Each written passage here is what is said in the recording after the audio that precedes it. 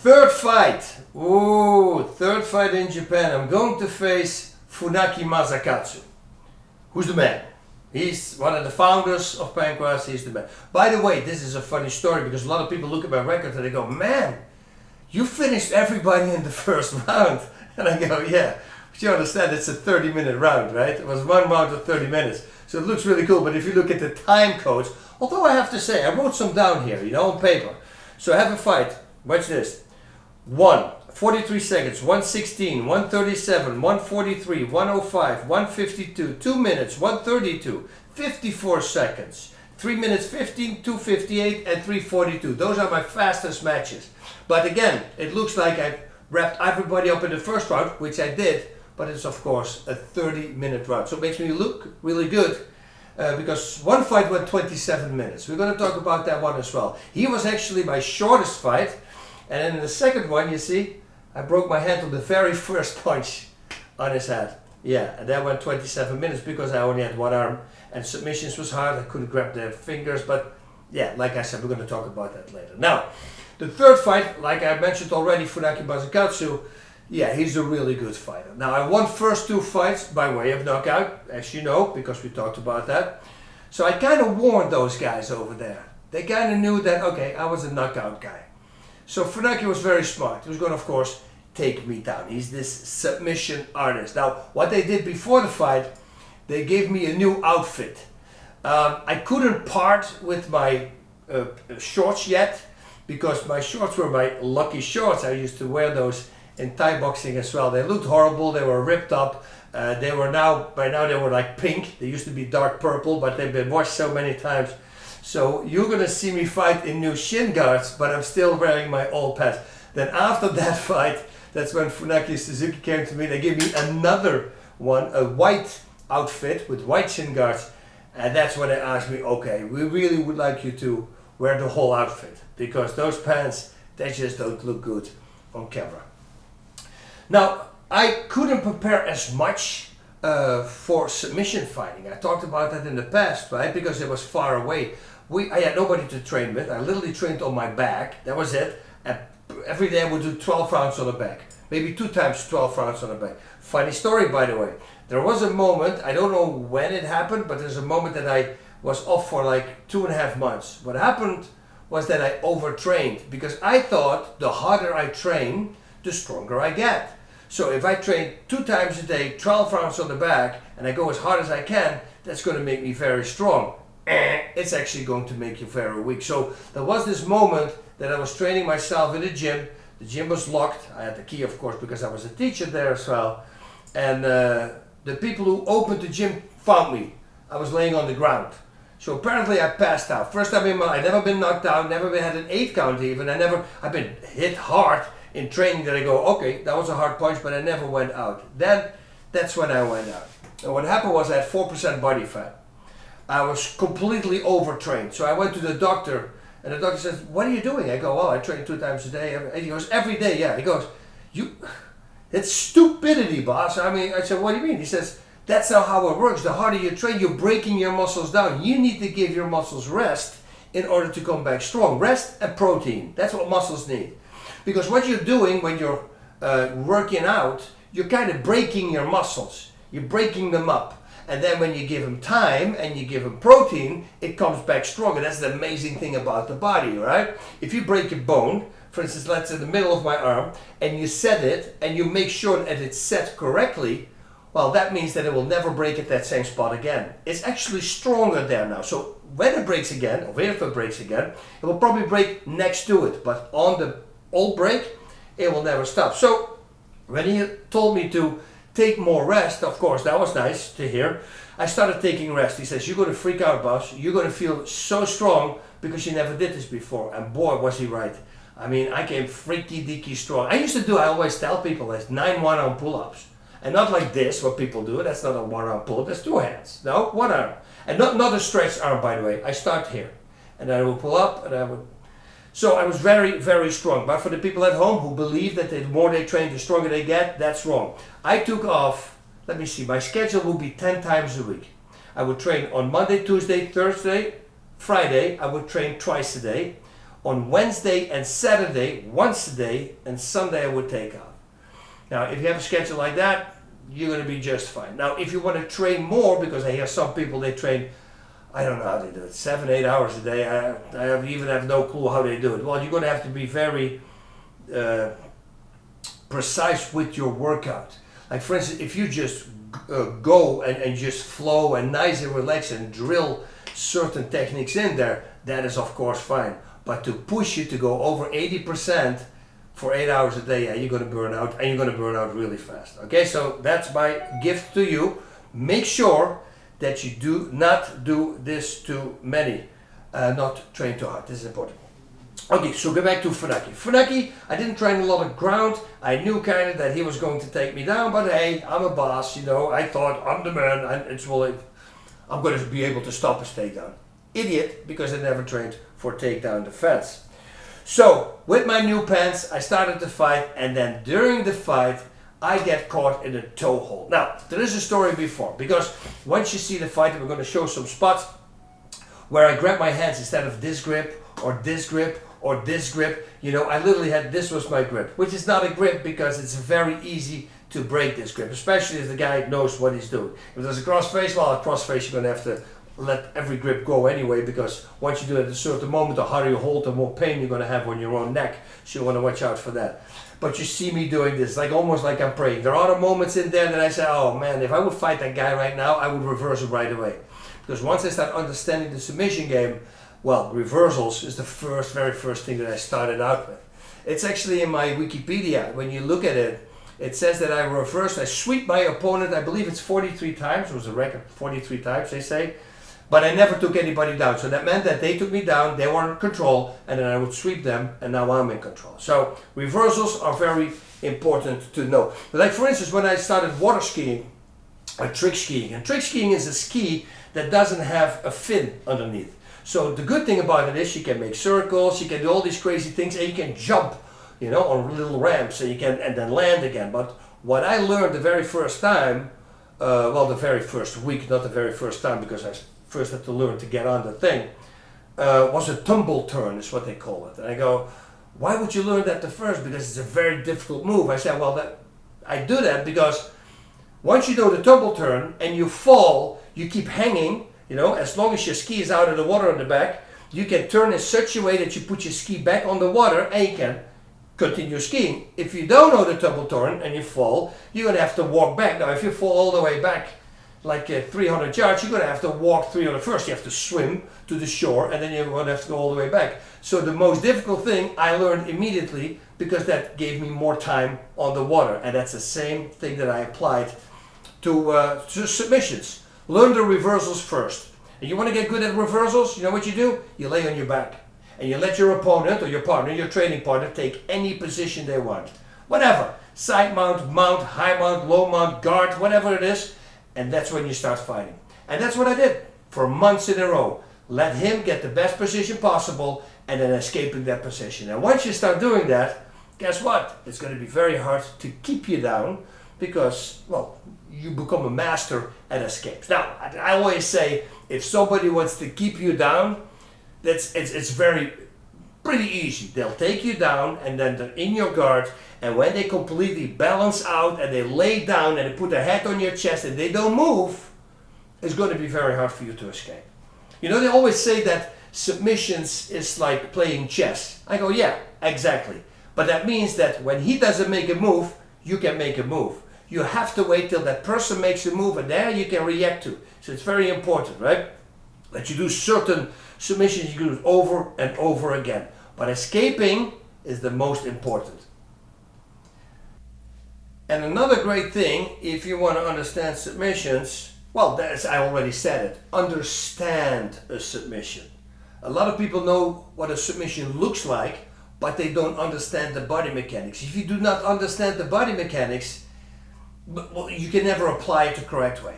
An example that I use, and I use this a lot, so forgive me if you already saw it, is for instance a simple figure 4, right? This is like a hammerlock, whatever you want to call it. But let's say a figure 4, because it looks like a 4, right?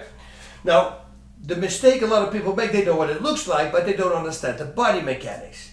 Now, if this hand is here, look how far my elbow can come up if you lift it up, right? But if you put that hand in the same line as your shoulders, now it can only come up this high. Here, the person, your opponent, will actually roll out and escape.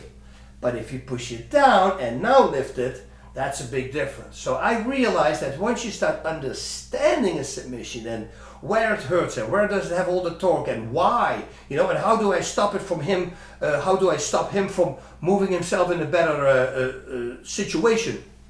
Once you start understanding all these little details, that's when you get good. Now that I found out once I started steering away from escaping. What I'm trying to say is this. So normally people would say to me, boss, you're a striker. Everybody, they will go for the most used submissions are an armbar, a choke. It's like what would you have more? What I focus on? Triangle choke, everything, a guillotine choke. Those, just learn how to escape them.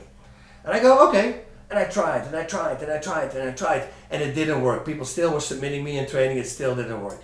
And then I realized, I'm such a douche.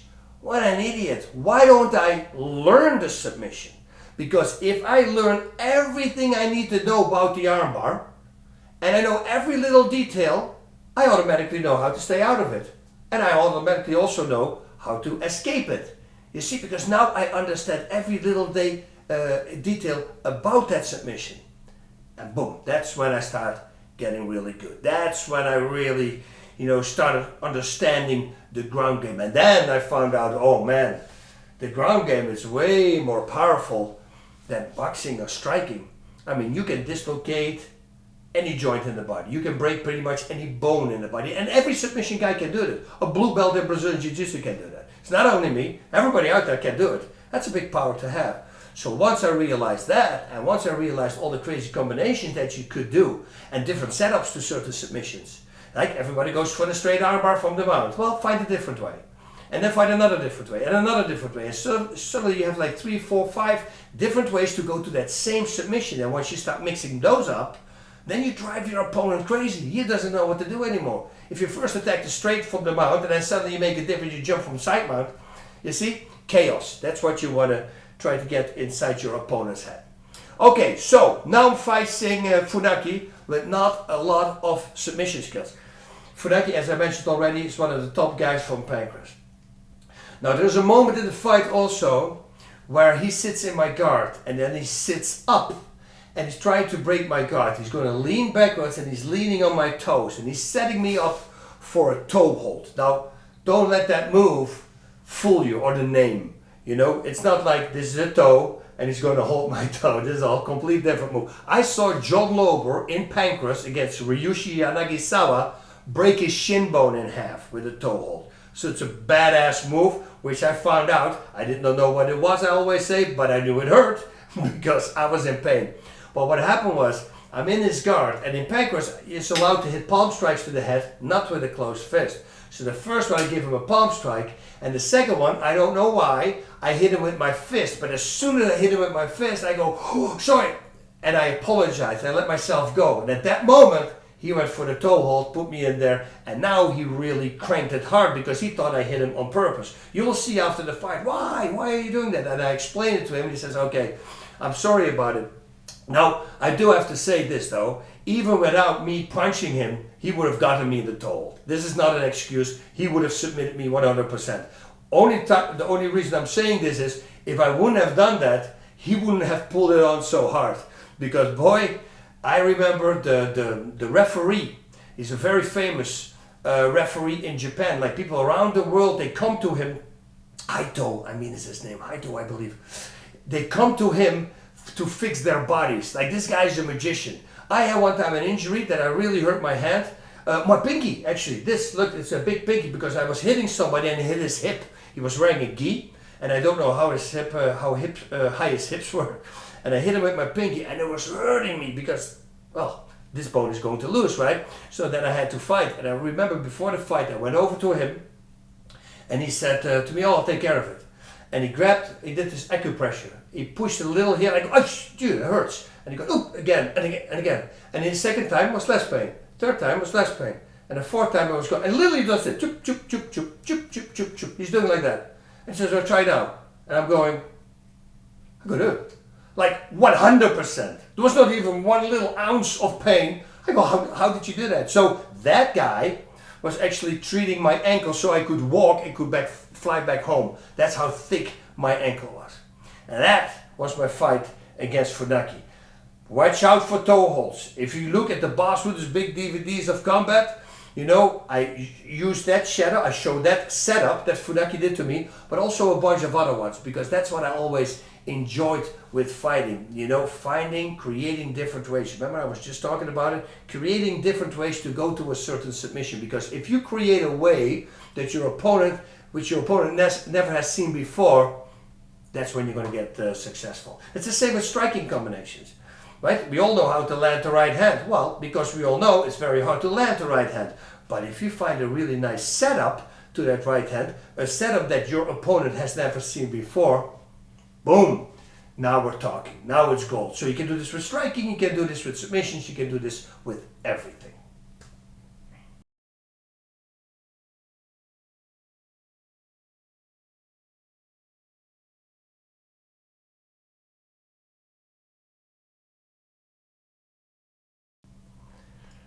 And there, we're waiting for the right moment to explode. And here it's coming. You see me going, bonk, woof. Just missed with that knee, oh, and that knee. And this is it. Now, he's in my guard. And to have a guy like that in your guard is not a really good thing. He's going to push on my throat. Personally, right now, if I would be fighting again, I would go for a neck crank, right? Neck crank is always the best way for people to break their grip. There's no way, because the harder they hold themselves, the more pressure they're going to get on their own necks. Look at my hands. It's like I'm praying. That is the worst grip. You remember I was talking about the grip? That is the grip. You never want to do that. But you live, you learn, right? That's what they say. I believe that he's going to try to, you know, close off my left side of my neck with his biceps.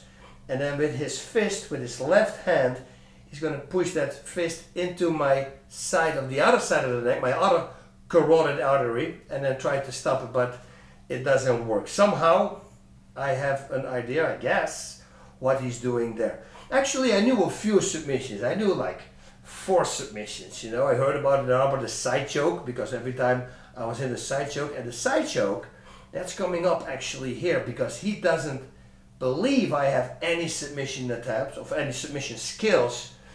Now I'm going to use it. Look, I'm going to push his hand to the side. I don't know when it's going to be. Ooh, I give him a warning there. I have to watch out. Okay, I'm holding him tight again. This is important for me. Oh, there we go for the side choke. Now I kind of warn him. Although in a little bit, I think I'm going to catch him almost with it. But I simply didn't know how to finish it. So still, I gave him a warning, which is not good. There we go, see? Now, if I would have known, with my right hand, I would have grabbed my biceps, my left biceps, I would have had a much harder grip. By the way, in this position right now, I would have reversed him. I mean, I would have reversed him to the left, to my left. You know, that's how easy it would be now. But hey, again, you live, you'll learn. Now he's going to try to sit up. First he's leaning, he's trying for something else. He wants to set me up with a figure 4, you know, that I was just talking about before, how to set it up. But you see, look, he sets his right foot. He's sitting on his right foot, and now my guard is broke, and he puts his hands on my toes. I first hit him with the open hand, and now you can't tell from that angle, I hit him with a closed fist. Bonk, watch. And I go, sorry. And as soon as I said sorry, that's when he did this. And now you look at him. He goes, why? Why did you do that? I go, dude, I didn't do it on purpose. I apologize. That's why I said, I'm sorry. And that was it. My ankle is hurting. Bas Rutten lost his very first fight. Okay, so whatever. I lost my very first fight. You think I shed one tear? No, I did not. Why? Because it's my own fault. I didn't know the ground game. It's my own fault. And if I'm a smart person, a smart fighter, I will never get submitted the same way. Right? Now I'm going to find a defense for it. So wait a minute, that loss actually, if I'm smart, made me a stronger fighter. You see, that's why I never got it. You know, I had friends who were crying in the dressing room and on the way back to the hotel and still on the plane, they're crying. I go, why are you crying, dude? It's your own mistake. Just become stronger and better skilled so it won't happen again. Take it to the heart. Well, however you lost, if it's a by decision, okay, it's a by decision. But if it's a, for instance, it goes to a decision and you didn't really push the action, well, that's your fault. There's nothing worse than looking at your fight and it went to decision and realizing that you didn't pull the trigger. You had way more in your gas tank, but you decided not to do it. That fight, yeah, now you can cry. That's a stupid thing to do. But if you lose by way of submission, sure, you know, it's not fun, but you lost. Guess what? Crying's not gonna do anything. What you can do is take it to the heart and make sure that will never happen again. And bada bing, bada boom, now you're a stronger fighter. So, I hope you're like me and just use it as fuel to become a better fighter, and then, well, it's never a problem winning or losing. Then again, I gotta say, I didn't lose in my last 22. Yeah, I'm such an ass, right? I mean, so it was easier for me to say, of course. But I know that eventually, because I got all the injuries, right? And I hated it that I had injuries, but now I'm very happy. Because if I wouldn't have had the injuries, I would have kept on fighting. I know it myself, I'm an idiot. You know, and then when you're 45 years old, you're fighting these young bucks half your age who started training when they were 8 years old. You're eventually going to lose because you can't really push your training anymore. Remember I said 4 really hard workouts a week? You can't do that if you're over 45 years of age because otherwise you're going to burn out. You see, so it's easy to say if you have a great record, but otherwise always take it to the heart and just learn from your mistakes and become a stronger fighter. Alright guys, I will see you in the next show. Planet Boss, whoop whoop whoop whoop. Can you do this already? I hope you can. When you have two fighters equally skilled fighting each other, the one with the most stamina is probably going to win the match. When you have two teams equally skilled, no matter what sport it is, facing each other, the team with the most stamina is probably going to win the match. Now why is that? Because they can keep on pushing. Now your lungs don't do anything by themselves. They're just two bags. There's not a single muscle in your lungs. The way for your lungs to open up is by your breathing muscles. So that you know, you have 11 pounds of breathing muscles and it's the #1 priority in your body. I mean 3-4 minutes without it and you might be dead. Now when you're in an athletic event and you're gassing, you know what's happening? That's your breathing muscles stealing blood. And yes, that's a medical term. Blood stealing. Stealing blood for your limbs to support the breathing muscles so they can keep you alive since it's the #1 priority in your body. And now you might ask, wait a minute, so why don't I work out my breathing muscles? Now that's the right question. And that's what the O2 trainer does. The O2 trainer is an inspiratory muscle device. And this works out your breathing muscles, your 11 pounds of breathing muscles, so you can have maximum chest expansion, and that means that you can maximally fill up your lungs with air. If you want to know more about how breathing works, go to o2trainer.com. And if you want to know everything about breathing, go to breathingforwarriors.com. Dr. Belisa Vranic, she's a world-renowned breathing expert, and myself, we put a breathing course together, a 3-hour breathing course where we hit everything that you need to know about breathing. Godspeed and breathe on.